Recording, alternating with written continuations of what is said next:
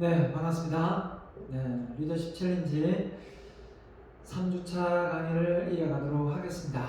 네, 지난 시간에 우리가 그 소심한 성격 극복에 대해서 이야기를 나눴는데 이번 시간에는 대중공포 극복과 여러분의 자아 정체성 확립, 네, 이런 내용을 한번 배워보도록 하겠습니다.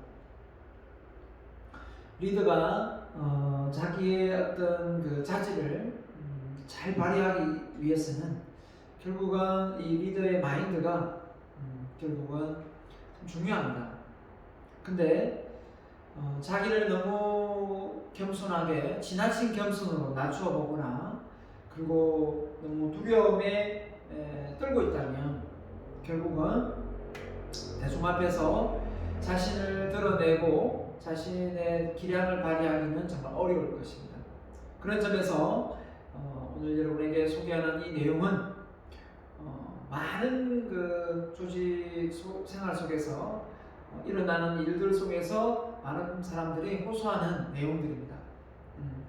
이걸 대학생 때 내가 좀 극복하고 회사에 취업을 했으면 참 좋았을 텐데 왜 나는 이런 걸 몰랐을까라는 사람들이 참 많습니다. 그래서 뒤늦게 나중에 30대, 40대, 50대 다시 저한테 그런 변화를 또 성격을 바꾸려고 노력하는 사람도 많습니다. 자, 그런 점에서 여러분은 지금 행운이라 생각합니다. 여러분이 이 리더십 챌린지 과목을 통해서 여러분이 가지고 있는 끼와 재능의 그 영향력을 확대해서 많은 사람들에게 줄 수 있도록 제가 그런 자질을 키워주고자 하니까요. 제대로 한번 집중해서 들어보시고 여러분이 또 변화가 일어났으면 좋겠습니다. 여러분의 자, 우리가 무엇을 가장 두려워하는가 했을 때 어둠, 죽음, 질병, 깊은 물 이런 것도 있겠지만 금전 문제, 고소공포증도 많이 있을 겁니다. 살인도 있겠죠. 하지만 토론토 대학의 74년도 연구에 따르면 1번이 뭐였냐면 대중 앞에서 연설이 나왔습니다. 특이한 연설, 특이한 설문조사라고 할 수도 있겠지만 이만큼 우리가 남들 앞에서 내 주장을 펼친다, 이게 만만한 것은 절대 아닙니다. 그래서 쉬운 건 아니거든요. 자, 왜 그러냐 한번 보도록 하겠습니다. 자, 투스타. 자, 유재석, 차태현의 두 스타의 공통점은 뭘까요? 남자 맞네요. 남자지만 이 두 스타의 공통점이 있다면 바로 무명 시절에 무대 공포증에 상당히 시달려서 힘들었던 사람들이라는 겁니다. 자, 이런 걸 놓고 볼 때 우리가 정말 지금의 그 스타의 활동을 보면 정말 예상치 못한 모습이지만 초창기에는 그런 걸 다 극복하고 울렁증을 극복하고 대중공포증을 극복하고 대인공포증을 극복하고 지금의 그 위치에 있다고 생각하면 결국은 우리가 포기할 건 아니라는 거죠. 타고난 성격 탓하고 기질적인 어떤 본질을 탓하면서 자기는 그런 영향이 없다라고 단정 지을 수 없다는 거죠. 여러분도 충분히 그런 능력을 발휘할 수 있는 능력을 갖추고 있다, 저는 생각합니다. 자, 그래서 대중공포의 원인이 뭔가 볼게요. 자, 원인을 보면 일단 발표 경험 부족입니다. 많은 사람 앞에서 여러분 많이 발표할 기회가 있나요? 우리나라 교육이 그렇게 되어 있나요? 그렇지 않습니다. 맞죠? 자, 그 다음에 소심한 성격. 이런 소심한 성격을 부모한테 물려받고 싶었을까요? 물려받고 싶어서 있습니까? 없습니다. 네, 그냥 물려받은 거예요. 맞죠? 그냥 물려받은 겁니다. 그 다음에 청중의 평가, 자신을 과소평가하고 남을 과대평가하는 이런 이제 잘못된 평가죠. 왜냐하면 사실 나를 누군가의 평가를 받는다는 것은 이웃이라다 친구나 주변 사람이 아니라 정말 나를 제대로 평가해 줄 수 있는 사람의 전문가를 찾아가야 되는 건 아닌가요? 그런데 왜 쉽게 남들이 나를 평가하는데 그게 내가 현혹되어서 안절부절 못하나요? 잘못된 거죠. 네, 그러지 말고 제대로 평가받고 싶으면 전문가를 찾아가세요. 그 다음에 네 번째, 완벽주의. 자, 이것 때문에 가장 많은 사람들이 또 힘들어합니다. 완벽하게 될 수도 없고요. 완벽하게 되지도 않습니다. 맞죠? 근데 완벽해지려고 하다 보니까 정신적 스트레스를 엄청나게 받는 거예요. 10명이 있으면 10명을 만족시키고 100명이 있으면 100명을 만족시키고 1000명이 있으면 1000명을 만족시키는 그런 강연, 콘서트, 그런 연설 자 없습니다. 대통령이라고 해서 우리 국민 5천만 명을 다 만족시켜서 지지율 가져갈 수 있습니까? 못 가져갑니다. 70% 나오면 많이 나오는 거예요. 근데 이걸 잘 모르는 사람이 많습니다. 무조건 내가 인정받고 지지받아야 된다고 생각하기 때문에 어떻습니까? 기대를 많이 하는 거죠. 그 상처를 받아요. 완벽하지도 않으면서. 자, 실수 실패 없이 성공할 수 없습니다. 실수는 나의 친구입니다. 내 친구예요. 손잡고 다녀야 됩니다. 어쩔 수 없어요. 그 점을 꼭 명심하고 이걸 안 하려고 하는 생각, 실수 실패 안 하려고 하는 생각 버려야 됩니다. 실수 실패해도 됩니다. 누구나 하는 거니까요. 하지만 일부러 할 필요는 없겠죠. 일부러 할 필요는 없습니다. 그 점만 명심하고 도전하면 됩니다. 다섯 번째, 대중 스피치 원고 준비 연습 부족. 네, 이런 거 작성해 본 적이 없죠. 글쓰기를 해본 적이 별로 없는 맞죠? 우리나라 교육에서 글쓰기 교육도 역시 대학에 와서 글쓰기 교육 조금 일부 배우죠. 초중 고등학교 다니면서 글쓰기 제대로 배웠습니까? 시험 치기 바쁘죠. 글쓰기를 언제? 글짓기 해서 뭐 한번 이렇게 뭐 교내 글짓기 상주 이 정도지. 주기적으로 끊임없이 써내려가는 그런 일기장 외에는 없는 것 같습니다. 자, 과거의 충격적인 경험. 자, 이럴 수 있어요. 그죠? 자라보고 놀란 가수 또 보고 놀란다고 충격적인 경험. 그 경험이 트라우마가 되어서 그 상황만 되면 그게 떠올라서 공포스러울 수 있습니다. 이것도 역시 치유를 해야 될 것 같고요. 남을 의식합니다. 남들이 자꾸 나를 뭐라고 할 것 같고 남들의 어떤 시선에 제가 자꾸 놀아나요. 그러다 보니까 자꾸 이제 남들의 행동을 보고 상대방이 시계를 본다. 아, 지금 내 말이 그냥 듣기 싫은가 보다. 아, 그냥 그만둬야 되겠다. 그죠? 고개를 돌면 나하고 눈을 안 마주치네. 저 사람 나를 싫어하는가 보다. 나도 저 사람 싫어해야지. 이런 생각을 갖는 것 자체가 지레짐작. 시험도 안 쳤는데 아이고 떨어질 것 같아. 치지 말자. 파국적인 예상. 이런 겁니다. 발표도 마찬가지요. 이미 안 될 것 같은데 굳이 내가 나와서 한다고 될까? 하지 말자. 이렇게 안 하는 거예요. 근데 막상 리더의 자질이 없다고 했는데 해보니까 잘하네 이런 사람도 많이 있습니다.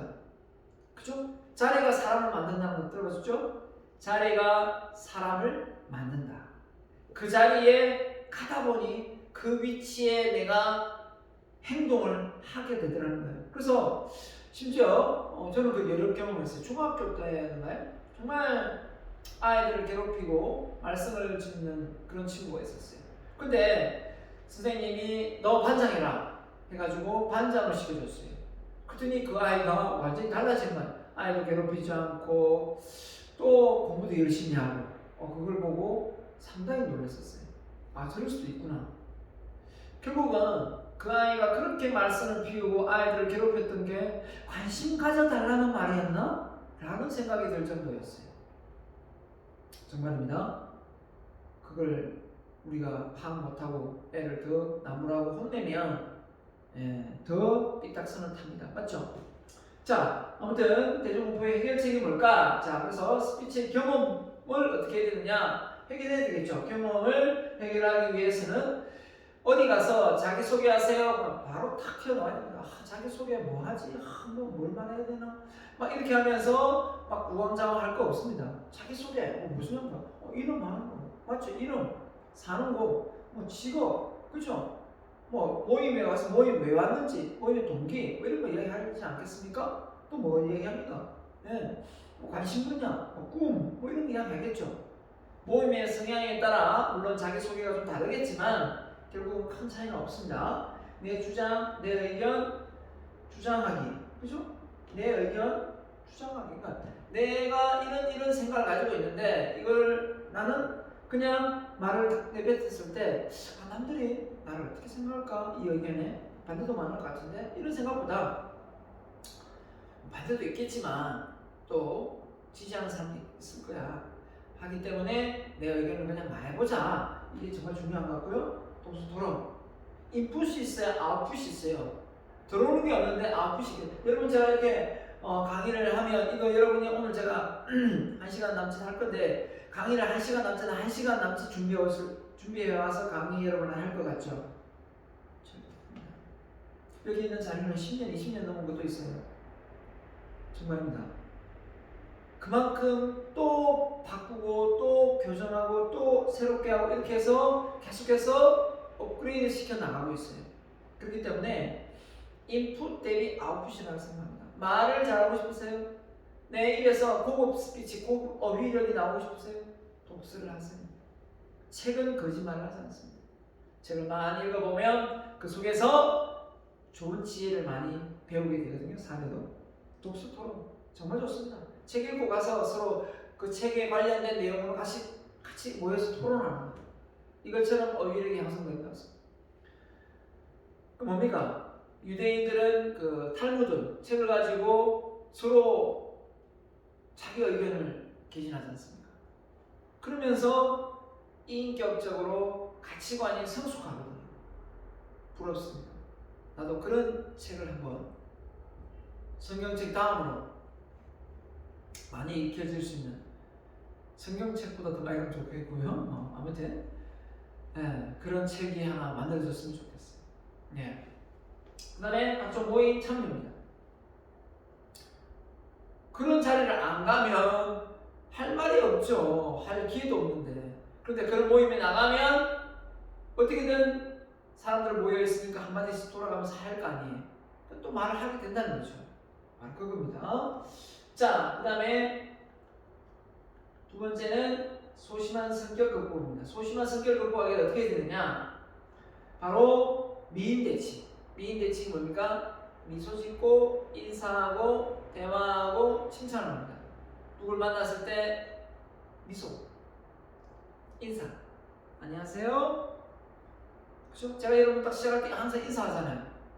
왜 할까요? 안 해도 되는데 그냥 바로 시작하면 됩니다. 맞습니다. 시청해요. 그게 저는 예의라고 생각해요. 꼭 그죠? 내가 누군가에게 먼저 저는 아주 학생들한테 먼저 인사, 안녕 이렇게 인사 많이 합니다. 인사는 나이 많은 사람이니까 내가 무조건 받아야 된다 이런 생각 없어요. 인사는 상대방과의 나의 마음의 문을 여는 열쇠예요. 오픈 마인드. 나 당신하고 친하게 지내고 싶어요. 여러분들하고 잘 지내고 싶어요. 안녕하세요. 이겁니다. 결국은 미인 대칭 실천하면 소통 잘 돼요. 누가? 대화하고 칭찬 이러지 않습니까? 그죠? 소심한 성격 없애려면 제발 누구한테든 말을 먼저 거세요. 다가오기를 기다리지 말고 먼저 말을 걸라고요. 옆에 맨날 교양 과목 들으면 옆에 많은 학생들하고 이렇게 같이 어울리는데 말 한마디 안 해요. 말 한마디 안 합니다. 그쵸?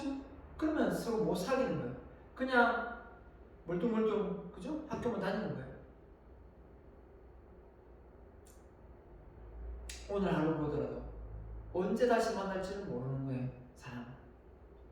그쵸? 좋은 이미지 줘야 되겠죠? 인지치료 뭐예요?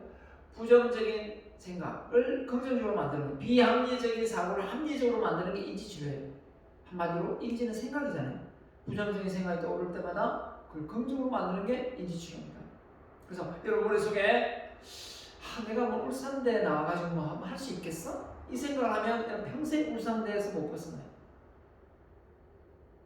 정주행 회장은요 초등학교도 졸업을 했는지 안 했는지 몰라요. 그죠? 현대 건설 저렇게 현대 그룹을 저렇게 크게 만들어 놨잖아요. 여러분 내가 어떻게 생각하느냐는 곧 나의 미래입니다. 자신을 그렇게 하찮게 보지 마세요. 자기를 내게 보지 말라는 거예요. 그렇다고 막 잘난 체하거나 그죠? 누구한테 막 떠벌리고 다니는 그런 의미가 아닙니다. 한마디로 얘기하면 자기를 너무 까지 말고 부정적으로 바라보지 말라는 거예요. 그러면 내가 가지고 있는 끼와 재능도 잘 발휘가 안 됩니다. 그렇지 않겠어요? 자, 그 다음에 세 번째입니다. 바로 착한 콤플렉스. 너무 착해지려고 합니다.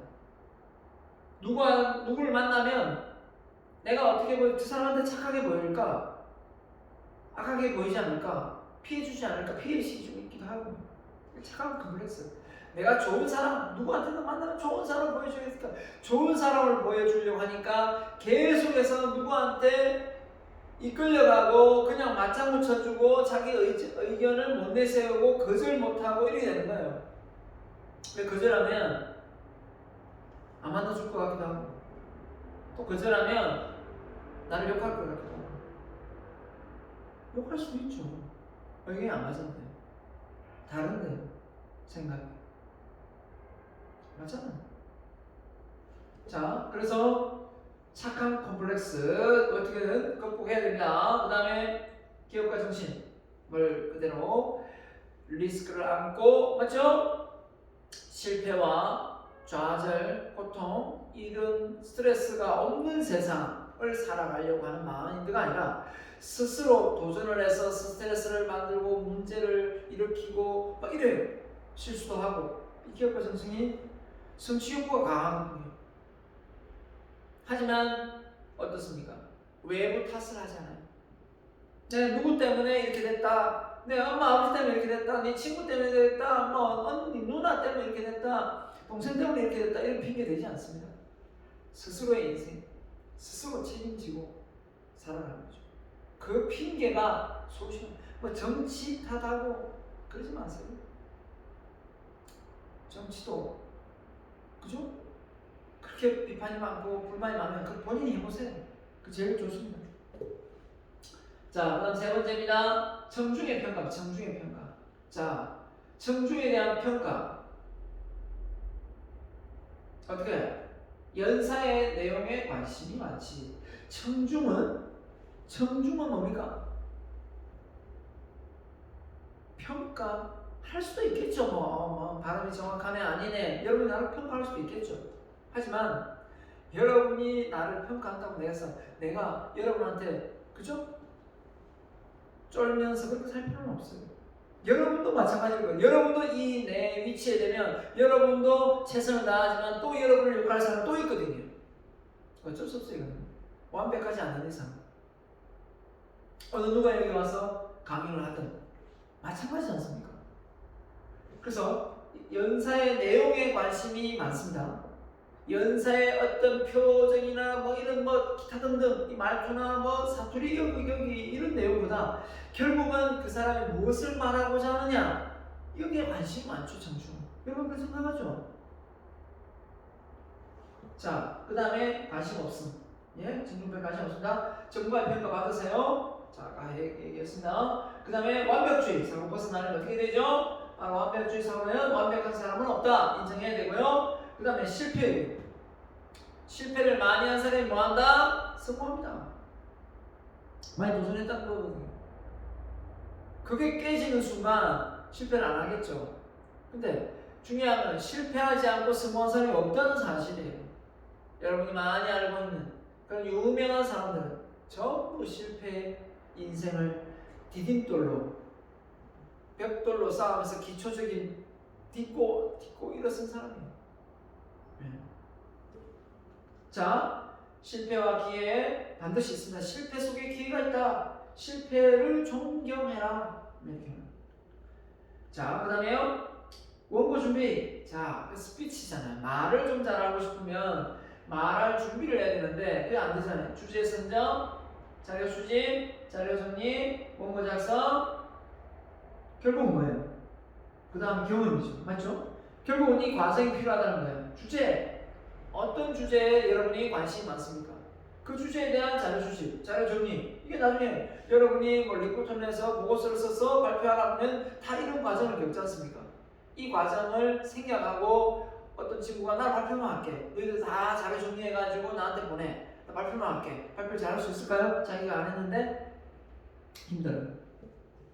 자기가 PPT 만들고 정리하고 해야 앞뒤 다 굿에 맞춰서 쫙 합니다. 다 만들어주고 했는데 갑자기 딱 보는 순간 이거 어디서 어떻게 말을 해야 될지 몰라요. 너무 요약된 내용이라. 그래서 이 자료를 준비를 한 사람, 스스로 한 사람, 안 한 사람 발표를 시켜보면 그날 엄청 버벅댑니다. 그러면 이 사람은 누가 만들어준 거 그냥 거기서 앵무새처럼 읽는 수준이에요. 여기 A4 용지 적어와가지고 읽고 있어요. 좀 답답하죠. 설명을 해줘야 되는데 학생들 보고 설명을 해줘야 되는데 설명을 못하고 책 읽기라고 해요. 그럴 때는 많이 혼을 내고 싶지만 그래도 어떡하겠습니까? 역할 분담해서 해온 거라 생각하고 이해하고 넘어갈 때가 많습니다. 하지만 그건 아십시오. 알아야 됩니다. 여러분이 준비가 안 되면 그렇게 원고 내용을 책 읽듯이 읽으면서 발표해야 된다는 거. 내가 여러분 지금 카메라 못 보고 계속 얘기만 보고 이야기하고 있다고 생각해보세요. 여러분 얼마나 지겹고 따분한 줄 아세요? 사례가 없는 거예요. 붙일 내용이 없는 거죠. 왜요? 경험도 없죠. 자료도 본인이 안 만들었죠. 준비도 안 됐는데 뭘 얘기를 하겠어요. 자, 그 다음에 원고 연습을 해야 됩니다. 그 다음에 충격적인 과거의 경험, 이걸 어떻게 없애죠? 트라우마 치료를 해야 됩니다. 심리 치료를 하든지, 그죠? 상담을 받든지 해야 됩니다. 그래서 보통 이런 거 많이 해요. 사이코 드라마. 그래서 그 옛날에 과거에 어릴 때지만 그 상황을 재설정해서 역할을 하는 거죠. 해가지고 거기서 다시 이제 너 잘못 아니야, 너가 그러고 싶어서 했던 게 아니야, 그러니까 빨리 잊어버려, 이렇게 막 이렇게 이제 역할을 해서 다독거려주죠. 그때 그 아이로 돌아갔어. 물론 잘 될 수도 있고 안 될 수도 있습니다. 하지만 어떤 방법이든 써서 약물을 치료하는 건 낫죠. 약물을 먹으면 계속 먹게 되거든요. 자, 그 다음에 남을 의식하기. 남을 의식하다 보면 자신을 과소평가하죠. 남을 과대평가하죠. 자아 정체성 올 때 나옵니다. 혼란스럽죠. 자신이 인생의 주인공이어야 되는데 자기는 엑스트라로 맨날 엑스트라로 살아가는 거예요. 그래서 다름없습니다. 내가 내 인생의 주인공이고, 맞죠? 내가 내 인생의 주인공이고 내가 나의 정체성, 나의 존재감이 있어야 되는데 남한테 계속 휘둘리고 남한테 의식이 되다 보면 나는 작아지기 시작하는 거예요. 그러면 당당하게 인생을 살 수가 없어요. 그래서 우리는 어떻게 되겠습니까? 남을 과대평가한다면 나도 과대평가해야 되고, 남을 과소평가 나도 과소평가 동등하게 해야 됩니다. 장단점이 있을 수 있다. 누구나가. 그 장단점을 우리는 어떻게 해야 된다? 인정해줘야 된다. 맞죠? 인정해줄 수밖에 없잖아요. 난 단점이 없다. 이런 사람 있어요? 없잖아요. 그래서 여러분 스스로가 여러분 스스로를 사랑하고 자존감이 높아야 돼요. 자존감이 높아야 내가 나를 사랑하는 만큼 남에게도 사랑을 베풀고 나누고 여유가 있어요. 알겠죠? 자, 그래서 열정, 자신감 한번 들어볼게요. 그래서 자신감 어떻게 키울 것인가? 좀 사무엘 올만이 말했어요. 세월은 피부에 주름살을 만들지만 열정을 포기하는 순간 영혼의 주름살을 만든다. 무슨 말이에요? 세월이 피부에 주름살을 만드는 건 당연히 알고, 만약에 열정을 없으면 영혼의, 그러니까 정신의 주름살을 만든다. 우리의 외모보다 더 중요한 게 정신 아니에요? 여러분이 배우자를 고를 때 외형적인 것보다 이 정신적인 어떤 가치관이 맞아떨어져야, 신념이 맞아떨어져야 이혼하지 않고 잘 살거든요. 그래서 흔히 하는 말, 어른들이 얼굴값 하니까 조심해라, 남자든 여자든 이런 말 하잖아요. 근데 그럴 수도 있고 안 그럴 수도 있습니다. 그죠? 꼭 뭐 얼굴 잘생겼다고, 그죠? 뭐 민연하고 뭐 다른 어떤 엉뚱한 걸 하는 건 아니니까요. 근데 그럴 확률이 높다 보니까 어른들은 그런 말씀을 어릴 때부터 저는 듣고 자라왔어요. 자, 그래서 저는 이렇게 뭐 소개팅을 하든 연애를 하든 누굴 만나보면 그 사람하고 대화를 해보면 이 사상이 묻어나요. 맞죠? 그럴 때 정말 남자든 여자든 열정이 있는 사람이 있고 없는 사람이 있다는 거죠. 열정 있는 사람을 사귀면 참 인생이 평화롭고 좀 안정적인데, 열정이 없는 사람 만나면 뭔가 항상 일이 꼬이고 주춤하고 안 하려고 하고 안주하려고 하고 기대려고 하고 이렇습니다. 그러니까 우리는 이 영혼의 주름살을 지지 않기 위해서는 열정을 가지고 있어야 된다. 여러분의 열정을 키우는 방법 지금부터 소개하겠습니다. 첫 번째, 바로 자기암시. 저는 이 자기암시 훈련을 통해서 상당히 효과를 많이 봤습니다. 자기암시에 관한 책이 시중에 에밀 쿠에가 쓴 책이 있습니다. 한번 보세요. 제가 자기암시를 하고 있으면 여러분이 되게 좀 이상하게 보일 수 있습니다. 뭐 저런 걸 하지? 교수가 뭐 저런 행동을 하지? 이렇게도 보일 수 있어요. 근데 오해하지 마세요, 여러분. 저는 사이비 교수도 아니고요. 여러분에게 좋은 게 있으면 그 좋은 걸 선물해서 교육해서 여러분이 정말 성격적으로 좀 더 활발하고 리더십을 잘 발휘하는 사람으로 바꾸고자 여러 가지 하나의 어떤 도구들을 그냥 소개하는 수준이에요. 그걸 하고 안 하고는 여러분의 선택입니다. 맞습니다. 근데 그걸 너무 또 강요해서도 안 되고요. 맞죠? 일단 소개를 할게요. 두 번째입니다. 자신과의 약속을 잘 지킨다. 자신과의 약속. 왜 이게 자신감과 연관되느냐?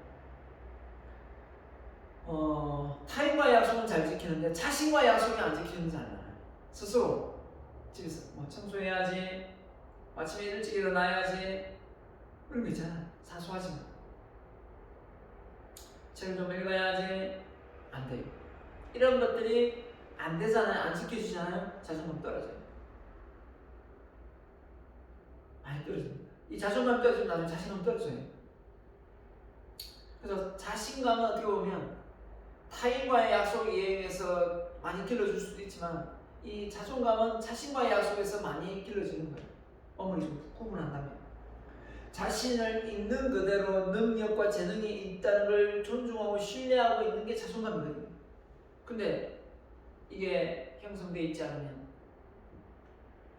결국 자존감, 자신감 다 같이 무너지는 거예요. 약속, 특히 자신과의 약속, 어떤 게 있을까요?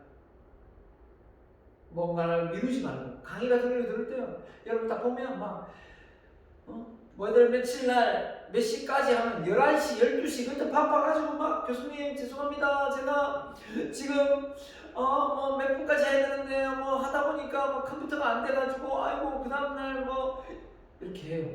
봐줍니다. 하지만 솔직히 좀 안타까워요. 그런 연락이나 문자, 쪽지가 오면 이 친구는, 이 학생은 좀 많이 미루는구나. 미루고 있구나. 어차피 해야 될 과제면 빨리 해버리고 끝내면 좋은데 많이 미루는구나 라는 생각이 좀 듭니다. 저도 그런 경험이 있으니까 다 알거든요. 그래서 그런 걸 지금부터라도 바꿔나가면, 그런 습관을 바꿔나가면 정말 편합니다. 편해. 정말 편합니다. 빨리 해버리면요, 일주일 동안 마음 편히 보낼 수 있거든요. 그런데 해야지 하면서 마지막에 끝에 딱 하는 순간 그 기간 동안 마음이 편치 않거든요.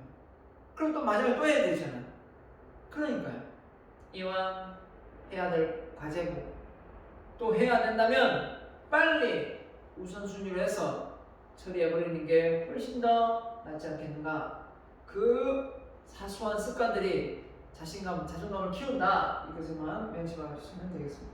세 번째, 자신이 훌륭한 존재라는 사실을 믿는가. 근데 다 예스라고 말할 것 같죠. 당신 훌륭한 사람입니까? 네! 라고 말할 것 같죠? 전혀 안 그렇습니다. 제가 다 물어봤어요. 이게 예스가 나오기가 참 어렵더라고요.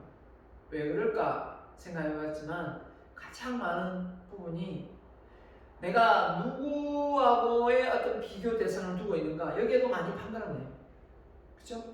그래서 너무 높은 어떤 위치에 있는 사람하고 비교가 되거나, 그죠? 너무 잘난 사람 비교가 되거나 이러다 보면 너무 자신이 왜소해 보이고 과소평가가 되죠. 그러면 계속 우울해지는 거예요. 그래서 당신이 훌륭한 사람입니다 라고 말해도 내가요? 뭐가 훌륭한데요? 막 덤벼드는 사람도 있어요. 칭찬을 했는데 덤벼들어요. 자존감이 작으면. 자존감이 낮으면 많이 싸우게 됩니다. 누구하고? 잘 삐쳐요. 잘 삐칩니다. 엄마한테도 삐치고 동생한테도 삐치고 아빠한테도 삐치고 맨날 삐쳐요. 그래서 여러분 스스로가 잘 토라지고 삐친다 그러면 아하 내가 자존감이 많이 낮구나, 그래서 이해심이 바닥이구나, 이거 정답입니다. 공명심하세요. 자, 아무튼 여러분은 훌륭한 존재다. 나중에 잠재 능력에 관련돼서 이야기를 하겠습니다만은 왜 여러분이 훌륭하냐라고 저한테 막 반문해서 묻는다면 여러분은 이 세상에 유일무이한 존재입니다. 쌍둥이도 달라요. 유전자가 유일무이한 존재입니다. 얼마나 훌륭합니까? 똑같은 사람이 없다는 거예요. 또 말해볼까요? 여러분이 가지고 있는 장점 누구나 다 가지고 있는 거 아닙니다. 있죠? 못 찾았다고요? 찾으면 됩니다. 도전하면서 찾으면 됩니다. 그리고 또요, 여러분은 누군가의 사랑을 받고 있는 몸입니다. 부모의 또 주변의 지인의 사랑을 받고 있는 몸이에요. 그걸 알아야 됩니다. 여러분을 소중히 여기고 여러분을 좋아해주고 사랑해주는 사람이 많이 있다는 사실을, 그걸 알면 여러분은 훌륭한 존재라는 겁니다. 맞습니까? 맞잖아요. 스스로를 사랑하고 아끼세요. 그래야 자신감이 생깁니다. 네 번째 뭐죠? 바로 많은 사람들 발표를 경험하는 겁니다. 하지만 앞서 얘기했지만 전혀 준비하지 않고 무작정 발표를 한다면 오히려 무대 공포증을 더 심화시킬 뿐입니다. 반드시 준비된 상태에서 또 도전하고 경험을 쌓아야지 그게 극복이 됩니다. 준비하지 않고 무조건 반복하면 그냥 공포를 그냥 더 강하게 학습하는 효과밖에 없습니다. 마지막으로 다섯 번째, 큰 꿈을 가슴에 품고 살아간다. 꿈이 적은 사람하고 꿈이 큰 사람은 움직임이 다릅니다. 변화 속도가 달라요. 도전이 같을 수가 없습니다. 에베레스트 정상을 목표로 하는 사람이 운수산 오르겠습니까? 더 높은 산 오르죠. 목표가 다른데요. 안 그렇겠습니까? 그렇기 때문에 내가 무턱대고 무조건 좋은 거다 하면서 큰 목표를 세워서 도전해서 떨어지지 마시고요. 스스로 이겨낼 수 있는 그 목표치를 정확하게 설정해서 한 단계씩 차근차근히 달성하면 됩니다.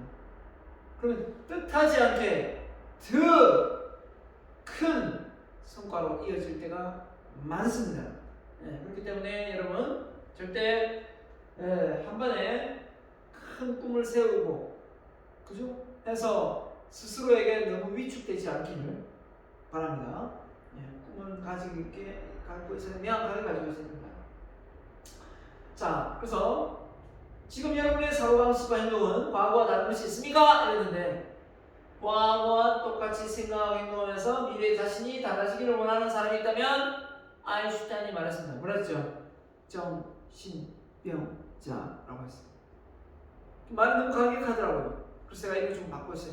과거와 똑같이 생각하면서 미래가 달라지기를 원하는 사람은 욕심쟁이 라고 말하고 싶어요.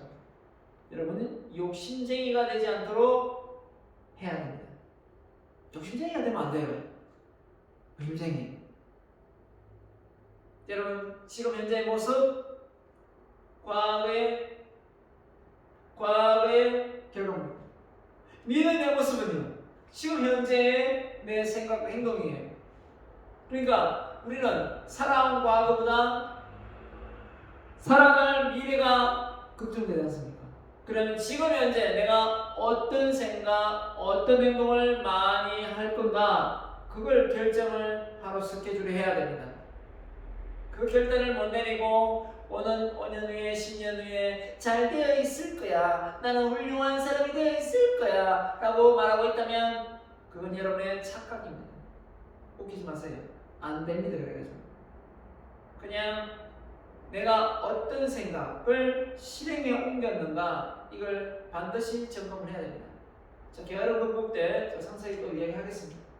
자, 그래서 앞서 소개한 자기암시 뭐가 있는가 라고 했지만 제가 자기암시를 또 만들어 놨습니다. 한 20년 가까이 하고 있는 자기암시고요. 여러분이 아침 저녁으로 하면 이게 정말 효과가 있는데, 여러분 지금 잠시 잠깐 그냥 하면 저 이상한 사람이다 라고 볼 수도 있어요. 하지만 제가 잠깐 시범을 보여줄 테니까요, 여러분 한번 같이 따라해보고 여러분의 정신세계가 좀 더 긍정적인 마인드가 부정을 이겨서 여러분이 좀 더 행복한, 또 소극적인 데서 적극적이고 또 좀 외향적인 성향으로 변화될 수 있기를 바랍니다. 아침에 긍정적인 마인드로 맞이하고 일어나면요, 아침이 얼마나 개운하고 좋은지 몰라요.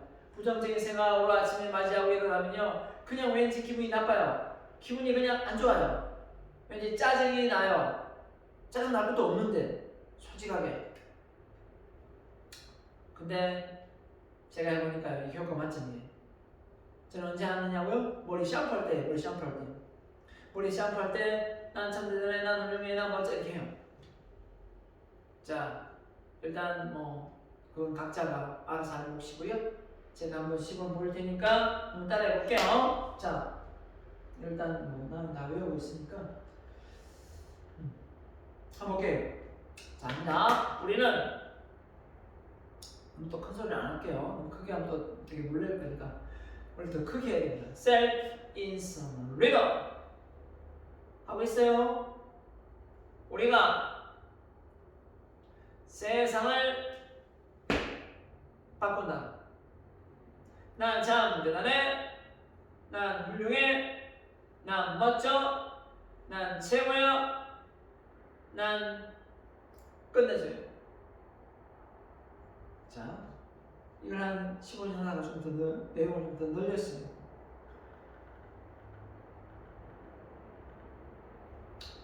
남과 다른 생각과 행동을 해야 남과 다른 사람이 된다. 내가 나를 우습게 보면 남도 나를 우습게 본다. 나를 우습게 보지 마라. 언젠가 내 시대가 온다. 언젠가 자기 각자 이름은요, 김상원의 시대가 온다. 아자 아자 화이팅! 이렇게 하는 건데, 처음에 소심한 성격의 소유자들이, 학생들이 이걸 하면 정말 제가 싫어질 수도 있어요. 이상하게 보일 수도 있습니다. 좀 사이비 교주처럼 보일 수도 있어요. 저도 좀 그랬으니까요. 하지만 이 원리를 알면 저를 이해하게 됩니다. 우리의 생각하고 우리의 말이 싸우면 말이 생각을 이기거든요. 그 생각을 지배해버려요. 방금 내가 기분이 좋든 안 좋든 난 참 대단해, 난 훌륭해, 난 멋져, 난 최고야, 난 끝내줘 이렇게 했잖아요. 말을 그냥 인정하는 거예요. 칭찬하는 거예요.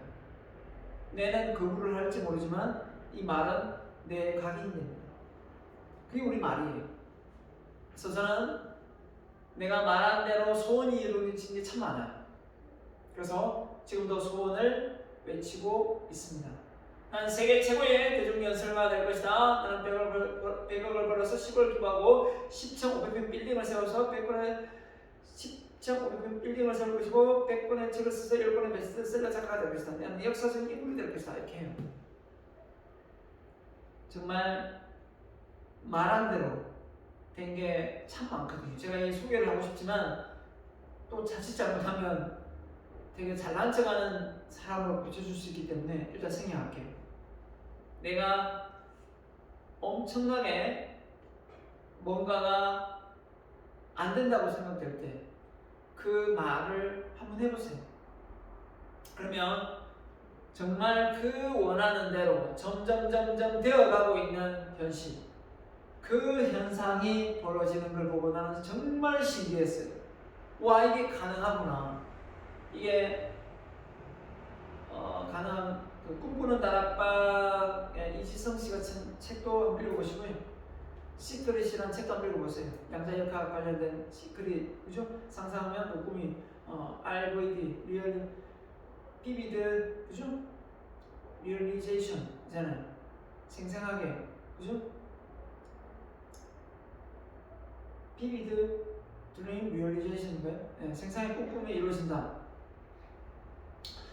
그 꿈꾸는 다락방에서 나오거든요. 아무튼 여러분이 원하는 바가 여러분의 숙명처럼 정해진 운명이 아니라 여러분이 생각하고 말하고 행동하는 그 자체가 여러분의 미래가 된다면 공범하시고 자기 암시 한번 해보세요. 갑니다. 자기 성찰에 대한 질문입니다. 한번 생각을 해보세요, 여러분. 자, 이 질문에 나는 무엇을 원하는가? 나는 무엇을 할 때 행복한가? 나는 무엇을 가장 잘하는가? 나는 누구인가? 어떻게 보면 되게 쉬운 사람에게는 아주 쉬운 질문이지만 또 어떤 사람에게는 정말 어려운 질문이기도 합니다. 자기 자신에 대해서 한 번도 생각을 해본 적이 없는데 이렇게 자기 자신에 대한 어떤 질문을 던졌는데 답이 없다 보니까 뭐라고 답을 해야 될지 모르겠는 거예요. 그래서 입도 뻥끗 못하는 대학생도 많았고요. 정말 쉽게 아주 자연스럽게 말하는 대학생도 많았습니다. 이번 수강 한 마감이 됐죠? 75명 마감이 된 것 같은데요. 어떨는지 모르겠지만 여러분 이 질문은 수능 시험에 나와야 되는 질문이라서 생각합니다. 수능 시험에 나와서 적을 수 있고 이걸 누구 평가할 것은 아니지만 잘 작성했다면 그냥 높은 점수 주면 된다고 생각합니다. 그렇지 않고서는 우리는 너무 정해진 답을 위해 쫓아가고 있는 삶이 저는 안타까울 뿐입니다. 각자 다양한 어떤 비즈니스 모델을 만들어서 창업을 해서 또 살아갈 수도 있는 부분인데 나는 공무원이 돼야 돼, 나는 뭐 공기업에 들어가야 돼, 나는 대기업에 들어가야 돼, 나는 뭐 이렇게 딱 정해진 어떤 틀 속에 가둬두지 말고 직업이 없어? 내가 원하는 직업이 없네. 이거 내가 만들어야 되겠네. 창업 비즈니스 모델 배우면 그냥 만들어지는 겁니다. 그 창직이라죠. 창직. 자기가 직업을 창업해서 만드는 거예요. 창직. 가능합니다. 왜냐면 소비자가 필요한 유용한 가치를 제공하는 이 밸류를 제공하면 돈이 나오게 돼 있거든요. 그 소비자가 어떤 고객이죠. 고객이 어떤 걸 필요로 하는지만 잘 파악하면 얼마든지 가능해요. 그게 비즈니스 모델 아닙니까? 그게 필요하다 보니까 여러 가지 아이템들이 많이 나오고 있는 현실이거든요. 아무튼 여기까지 하면요. 어떻게 보면 무엇을 원하는가? 무엇을 할 때 행복한가? 무엇을 가장 잘하는가? 나는 누구인가? 이런 질문에 정답이 없습니다. 여러분 각자 이 내용 정리할 때 이 내용 포함해서 밑에 써주세요. 아마 이 얘기를 해서 썼는데 내가 딱 한번 요약한 내용을 봤더니 이 질문의 내용을 답을 쓴 사람은 강의를 이거 들은 사람이고 이 질문 내용을 답을 못 쓴 사람은 중간중간 돌렸다가 그냥 작성한 사람일 거예요. 맞죠? 쓰세요. 내가 볼 거예요. 자, 갑니다. 자, 여러분 이제 자아 정체성 관련 질문이 방금 나왔었고요. 제 자아 정체성이 올바르게 형성되기 위해서는 어떻게 되어야 되는지 잘 보세요. 우리가 이 자아에는 진짜인 I와 가짜인 미가 있다고 합니다. 이 미드의 이론이에요. 자, 근데 이 미는 아들슨종 말 그대로 타인의 어떤 그 시선에 놀아나기가 쉬워요.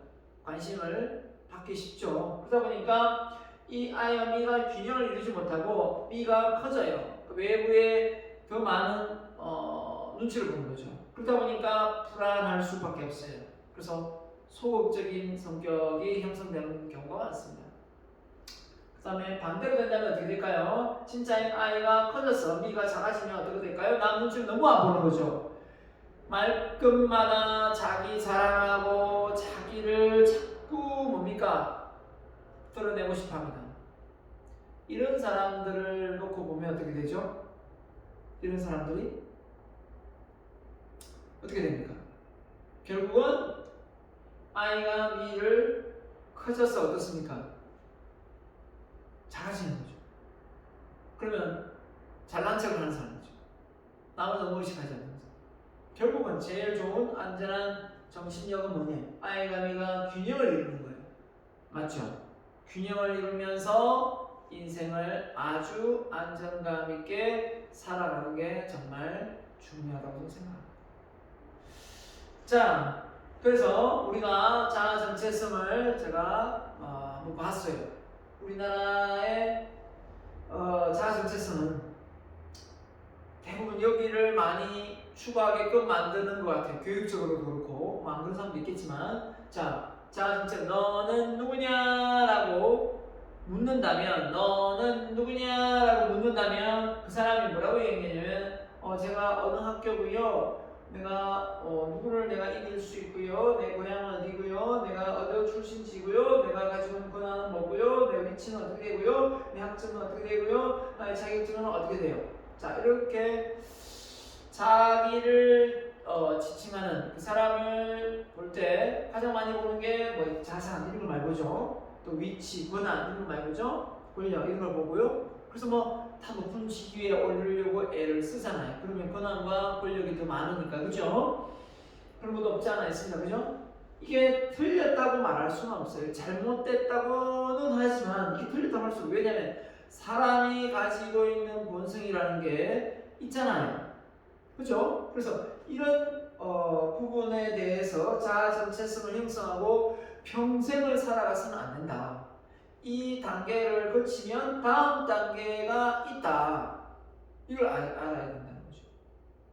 이걸 무조건 잘못됐으니까 이렇게 자기 이런 내용으로 자신을 보지 마라. 이렇게 말하고 싶진 않아요. 이게 현실이기도 하지만 여기에 파묻혀서 이게 전부인 양 생각하고 이 정체성에 머물러 있지는 마시라. 이 말씀을 드리고 싶어요. 그러면 이보다 좀 더 괜찮은 자아 정체성이 뭐가 있는가? 자, 보세요. 내 꿈이 무엇이며 나의 장단점이 무엇이고 관심 분야, 성격, 취미특기, 다양한 직업, 자, 전문성 이런 겁니다. 자, 이런 거예요. 앞서 좀 더 어떻습니까? 이해의 폭이 좀 더 넓어졌고 정답이 없죠. 앞에는 뭔가 측정 가능할 것 같고 정답이 있는 인생 같았는데 두 번째 정체성을 보니까 뭐 꿈도 관심 분야도 성격도 뭐 어떻게 딱 특기가 뭐 어떤 건 좋고 어떤 건 나쁘다 말할 수 없잖아요. 사람마다 다르기 때문에 취미가 그죠? 그러니까 각자 다양한 직업에 종사하고 있다는 그 직업의 기준이 없잖아요. 자, 이런 걸 놓고 볼 때 아파고 느낀 게 차이가 있다면 좀 더 측정 불가능하고 좀 인생이 의미 있고 가치성 추구형 같지 않습니까? 이 정도 자리를 잡으면요. 이 정도는 자리 잡아야죠. 이 정도는 자리를 잡으면 경쟁 그렇게 좋아하지 않고 너무 앞서가려고 애쓰지 않습니다. 자기 페이스를 잘 유지하면서 자기 스스로가 의미 부여를 하면서 인생을 살게 되지요. 근데 앞서 얘기했지만 너무나 어떻습니까? 여기보다는 이 앞서 이 자격증이나 학점이나 여기에 너무 현혹되어서 자기를 평가하다 보면 나중에 여기에 어떤 부족함을 많이 느끼다 보면 정신적인 혼란이 와서 많이 힘들어져요. 인생이 이게 전부이냐 자기를 평가하게 되거든요. 이게 아닌 건 아닌데, 그래서 여러분이 여기에 머물러 있지 말고, 이것도 틀린 건 아닙니다. 현실은 이걸 보니까요. 하지만 이걸 좀 더 뛰어넘어서 이곳을 왔으면 좋겠고요. 그리고 여러분이 이런 내용들로 정답이 없지만 안정적으로 자신을 정말 올바른 정체성을 확립해서 인생을 살아갔으면 좋겠습니다. 이게 무엇인지 알아보고 여기에 걸맞는 어떤 실천이 준비되어야 되겠죠. 행동이 이어져야 되겠죠. 자, 이보다 좀 더 고차원의 정체성 형성이 하나 더 남아있어요. 세 번째 단계인데요. 어느 정도 이것도 자리를 잡고, 이것도 내가 의미, 가치 추구의 인생을 살고 있다라고 생각이 든다면, 이 다음 단계에 들어가서 여기를 한번 도전해보세요. 이게 뭐냐면 바로 봉사, 사랑, 나눔, 희생, 헌신, 윤리, 도덕성, 정직입니다. 이 다음 단계가 형성이 되는 순간 여러분은 인생의 보람과 의미를 더 많이 느끼게 되고 행복한 삶을 잘 살다가 간다라는 생각이 들 거예요. 근데 우리는 가는 방향이 이쪽 방향이어야 되는데 너무 아직 1단계에서 머물러 있다 보면 무조건 좋은 차, 있어 보이는 집, 이런 외형적인 어떤 요소만 너무나 강조해서 보여주기식의 인생을 살면서 죽을 때 많이 후회하는 사람이 많습니다. 그러지 마시라는 거예요. 알겠죠? 이제는 여러분의 방향성을 정확하게 내가 정체성을 잡아서 좋습니다. 그렇기 때문에 여러분이 이 단계를 밟아가면 됩니다.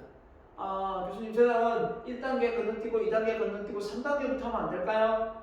그렇게도 되긴 됩니다. 하지만 결혼을 못할 수도 있고요. 산으로 올라갈 수도 있습니다. 종교인이 될 확률이 높아요. 그렇게 된다면.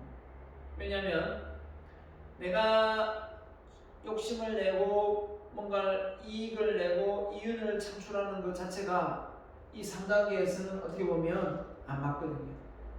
먼저 나누고 베풀고 희생을 해야 되는 게 맞는데 월급을 받아서 돈 받는 게 좀 이상하거든요. 이 단계에서.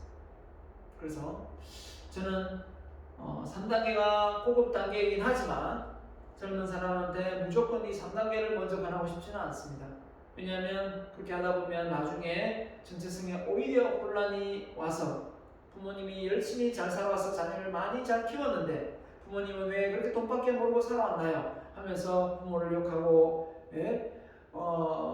어리석다 이렇게 바라보는 진짜 어리석은 대학생이 또 주변에 있더라고요. 그런 대학생을 볼 때마다 참 이 3단계를 먼저 배우고 자기가 더 위대한 사람처럼 군림하려고 하는 부모를 오히려 깔보는 그런 대학생도 봤어요. 여러분, 그런 학생은 돼서는 안 되겠죠? 네.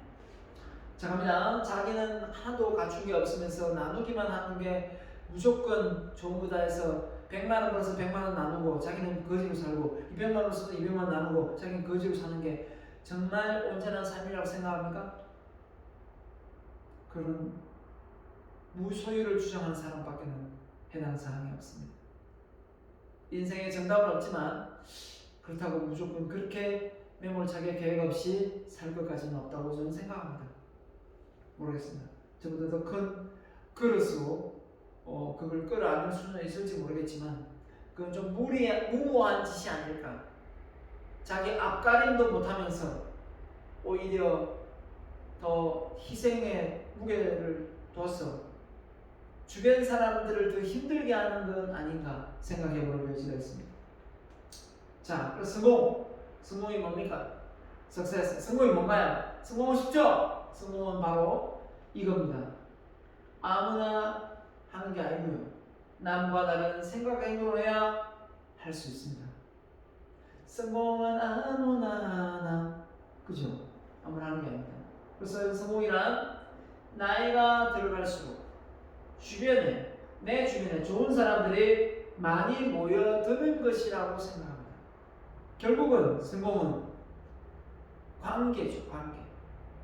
돈보다 사람이 주변에 많이 모일 수 있는 사람이 훨씬 더 성공한 사람이다라고 보고 싶습니다.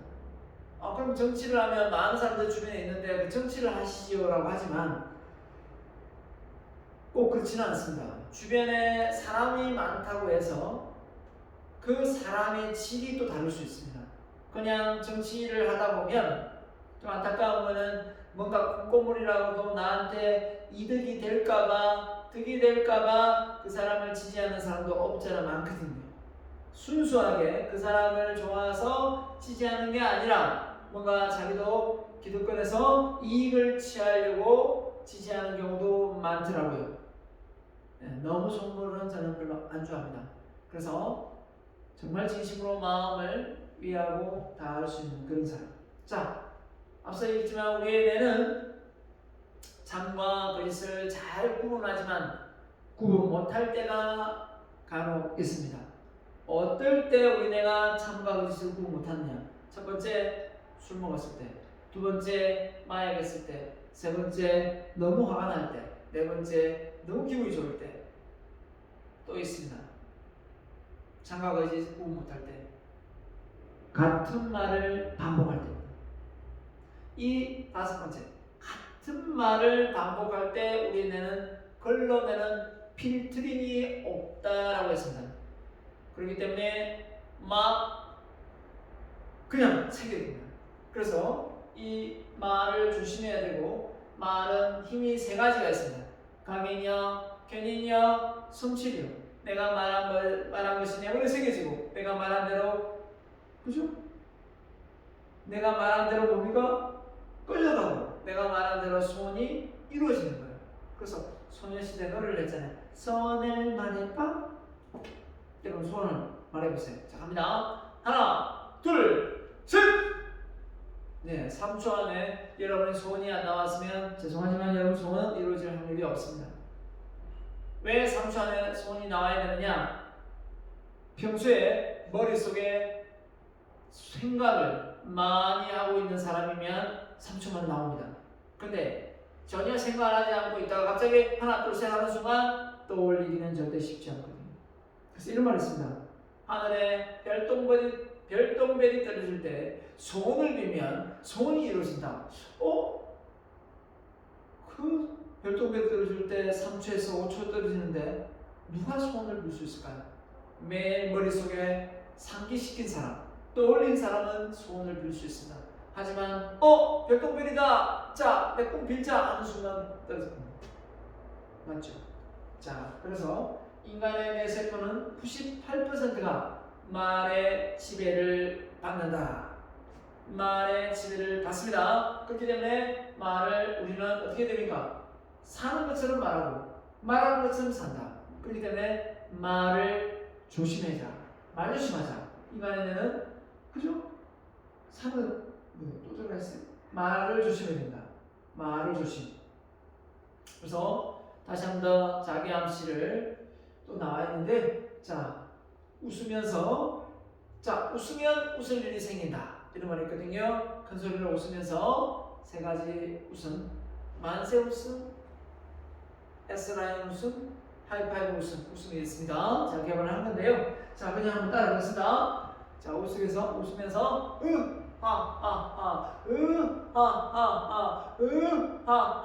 웃어 가상하겠습니다. 갑니다. 운명아, 길을 비켜라. 신념의 사나이, 신념의 여성, 누구누구가 나아가신다. 이건 해봐야 합니다. 안 해보고 그냥 들어봐도 안 됩니다. 따라하세요. 나는 자신 있다. 참으로 자신 있다.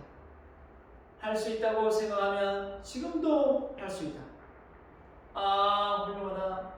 훌륭하다. 신념의 사나이 여성 김상은 정말 훌륭합니다. 이제 나는 과거의 내가 아니다. 이제 나는 완전히 달라졌다. 하하하, 하하하, 하하하 이렇게 하면 됩니다. 자, 원래는 더 크게 하면 되는데 혹시라도 여러분이 진짜 이상한 사람으로 오해할까봐 조심스럽게 했습니다. 원래는 더 크게 웅장한 목소리로 하면 효과적입니다. 자, 여기까지 하고 이번 시간은 마무리를 짓겠습니다. 자, 돈이 없는 사람이 가난한 사람이 아니라 추억이 없는 사람이 가난한 사람이다. 여러분, 엄마 아빠랑 어릴 때 놀이동산도 가고 많은 추억을 많이 만들었을 거라 생각합니다. 맞죠? 그 많은 추억을 만들었는데 그 추억이 없다면 어떻게 될까요? 여러분은 엄마 아빠에 대한 애정이 또는 사랑이 없을 겁니다. 근데 어릴 때는 이렇게 잘 따라다니고 가족끼리 잘 행동하다가 어느 정도 사춘기가 되고 나이가 들면 가족끼리 모이는 장소나 이런 곳을 안 가려고 하는 사람이 많습니다. 절대 그러면 안 됩니다. 그게 진짜 불효입니다. 사실 좀 귀찮고 하더라도 같이 가서 어울리고 가족을 위해서 도와주고 노력하는 게 정말 효도입니다. 그리고 인생에서 돈을 주고 살 수 없는 게 바로 추억입니다. 이 추억을 여러분이 간직하는 것은 정말 부자예요. 돈을 주고 살 수가 없기 때문에. 삼성 이건희 회장도 돈 주고 추억은 살 수가 없어요. 다시 한번 이야기합니다. 추억은 돈을 주고 살 수 없기 때문에 여러분의 나이가 몇 살이 되든 부모님과 함께 코로나가 잠잠해지면 어디를 가자고 하면 빼지 말고 가족과 함께 여행을 가서 많은 추억을 남기는 그런 사람이 되길 바랍니다. 알겠죠? 여기까지 하겠습니다. 감사합니다.